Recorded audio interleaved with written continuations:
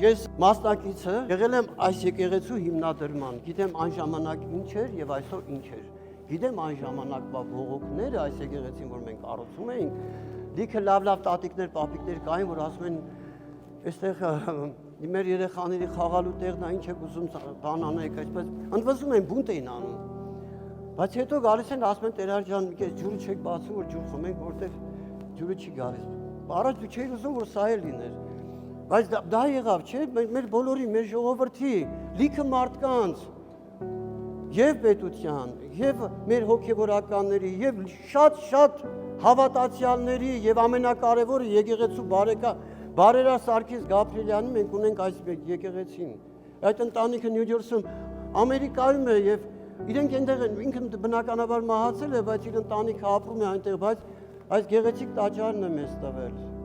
Եվ այսօր մենք պիտի մեր աղոթների մեջ նաև իրենց հիշենք, պիտի հիշենք բոլոր նրանց, ովքեր